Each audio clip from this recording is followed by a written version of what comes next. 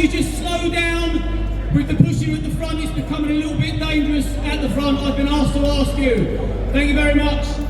So we have got a lot of speakers today to get through in a very short space of time. So it's going to be a rapid turnaround. I want you to enjoy every single last word, because everybody is coming from the heart and they're all at risk being up here. Remember that. It takes some doing to get up here and open your heart and expose yourself to all these wonderful people. And next we have, to open up today's event, she's a Hamas terrorist attack survivor, Miss Tal Hartough, ladies and gentlemen. Give a big round of applause, come on!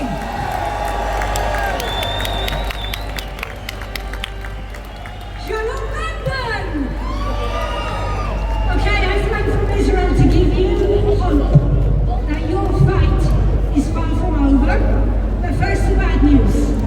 14 years ago, I was taking an American Christian friend of mine on a hike on a nature trail in the state of Israel. And we were walking through the sycamores under the pines when we were pounced on by two men with machetes. I fell to the ground. I struggled with one of them, but he overpowered me. And then we were both held to our feet.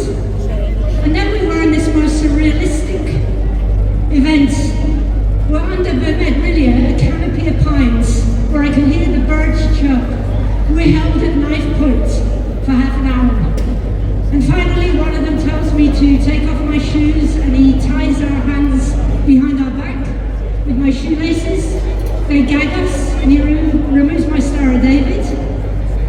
And then I hear this symphony of monotheism. They wail the takbir. Christine Lucan, an American Christian, whimpers, "Jesus, save me." And through the vomit behind my gag, I gurgle the eternal creed of the Jewish people, Shema Israel. He stabs me so hard in the back I fall to the ground. He leans on my side, and every time he plunges that machete into me, I can hear my bones crunch. And the only thing I know to do is to play dead. So I tried not to move. I kept my eyes open, and in front of me, I watched the most scarring and unforgettable sights of a woman hacked to pieces before my eyes. They leave, and I have one last goal in life. My commission is to die. Near where I parked the car so the police can find my body, and after a struggle, I managed to stand. I turn my back on what is left of my friend, and step by step, I begin to walk. I have 13 machete wounds, over 30 broken bones, snapped ribs, a collapsed lung, a crushed sternum, a dislocated shoulder, a broken shoulder blade, splinters in my lungs, a sliced diaphragm, and in that state I walked over a mile and found hope.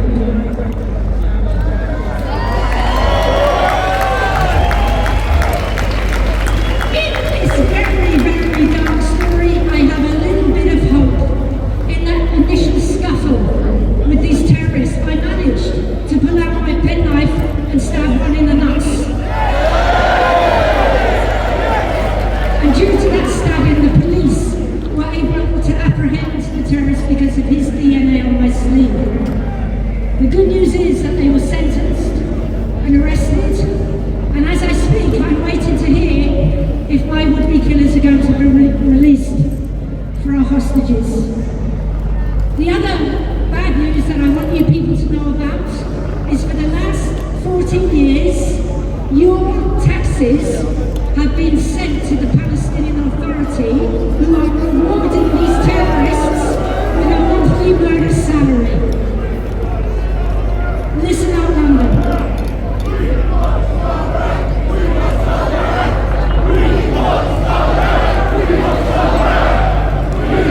I'm going to get to that. Listen.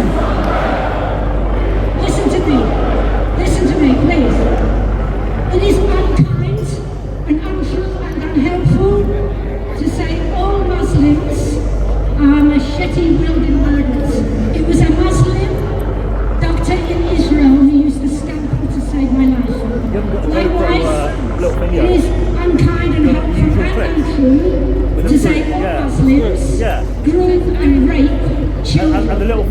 Not all perpetrators of grooming and rape are brown-skinned Pakistani men, and not all victims are white English children. At its core, what is happening in this country is not about race or nationality. Sexual slavery, which is what is happening, is at the foundational text of 7th century Islam.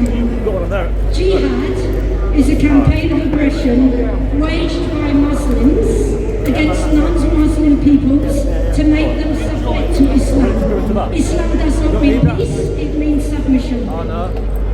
The sexual slavery of non-Muslim children in this country, at its core, is part of jihad. Jihad shuts down free speech. Jihad sneaks in the back door of the House of Commons and demands blasphemy laws. I think I left it at home a little bit for that. Because you've got the media mode. Under foreign terrorist flags with a battle cry to globalise the Intifada, and the root of that Intifada passes through the Arena in Manchester, London Bridge and the London Underground. No one knows in this country the exact number of child sex slaves. But in a way, that doesn't matter as much as knowing their names. Numbers don't nest in our hearts, but names do. Names conjure up faces. And in Israel, we know the face of every single hostage. Their posters are everywhere. We have yellow ribbons tied around trees. We have yellow ribbons in football teams. They wear as armbands. Our broadcasters wear yellow badges. And in every public building in Israel, there is an empty yellow chair, and also in Parliament itself. If the posters of your children, your sex slaves, were on billboards in Bradford, in pubs in Rochdale or Rotherham, on tubes in London and Oldham, on taxis in Telford, and in every court, police station and kebab shop in this country, your child sex slaves will become household names, and they will become part of this nation's consciousness.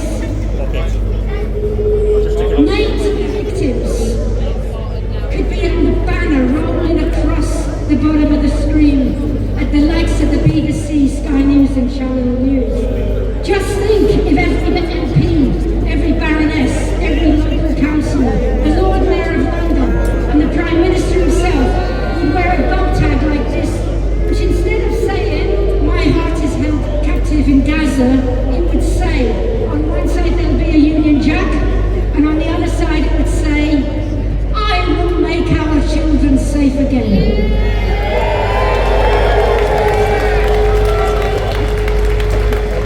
London, people of Britain, to fight this fight, you need to get behind honourable, wonderful, warrior Muslims like Raja Maya.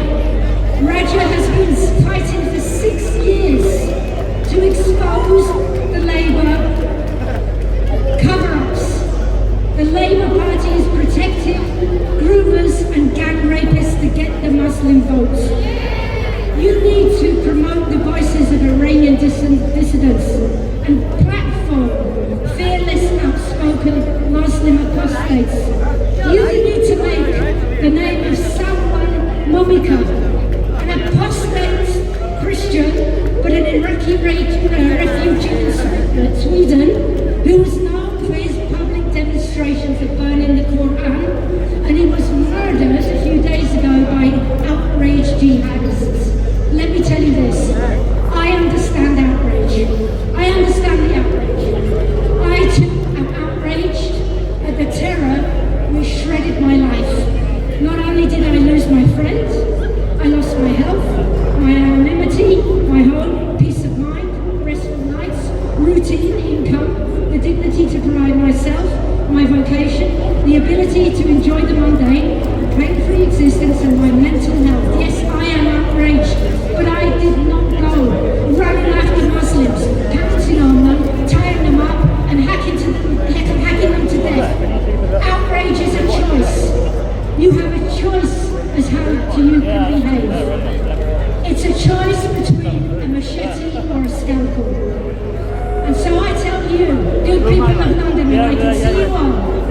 It is incumbent on you, Christians, Jews, Sikhs, Buddhists, Muslims in this country who held in the highest esteem British law. You have to continue to choose the ethical and cultural superiority of Western civilization over 7th century Islam.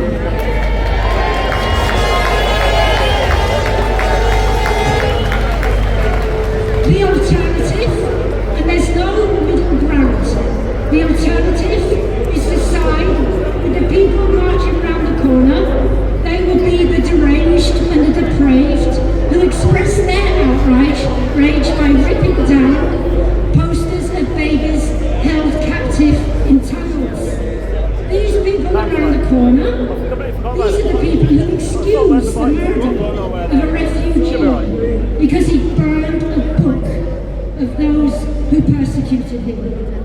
These are the people who contextualize, excuse and legitimize the slaughter, the rape, the butchery, the beheading, the burning and the abduction of men, women and children on October the 7th from the farms and villages in the state of Israel. And this is my hope, because I have been wrong. And some of you may believe that this country is over. I've been wrong many times, I'll be wrong again, but I'm here to tell you, if you think this country is over, you could be wrong. I was asked to guide Tommy Robinson in Israel. Frankly, I wasn't really relishing the fact of taking around my country a white, racist, neo-Nazi, goose-stepping, swearing fuck. I was right about the swearing, but I was wrong about everything else.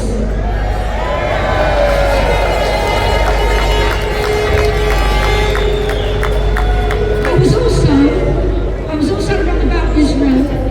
Those first days after October the 7th, I wondered if we would survive.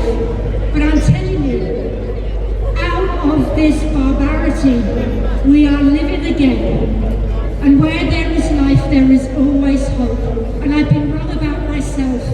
Given the unadulterated terror that I experienced, I never thought that I would ever be able to leave my room again. Hello, London! And here I am, after thinking I could never face anyone again because the terror was so deep. Here I am, just chilling out with tens of thousands of British patriots, with my back to the Prime Minister of this United Kingdom.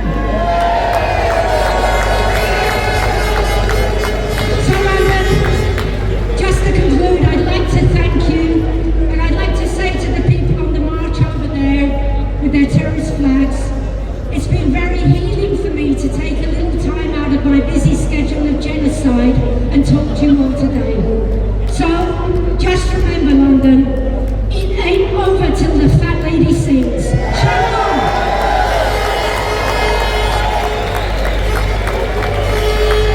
Let's have an absolutely massive round of applause for Tao, real hero of free speech.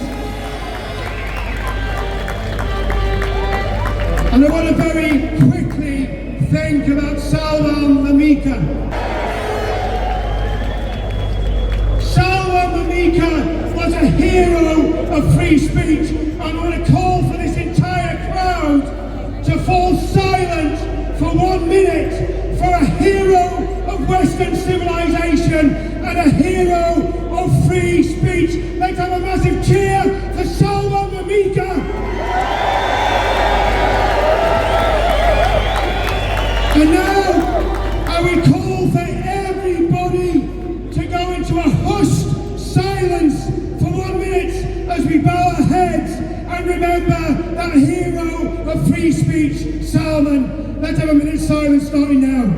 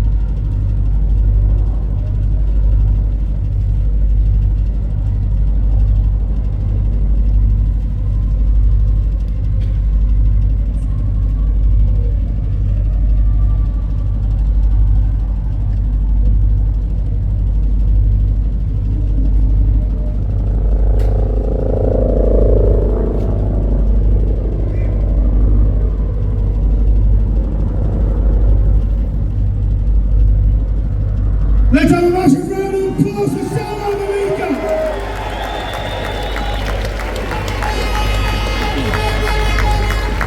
And we want the Tommy Robinson movement, the Unite the Kingdom movement. We want everybody to remember the name of Salman. So I want everybody in the crowd to start chanting Salman, Salman, Salman. Salman, Salman, Salman, Salman.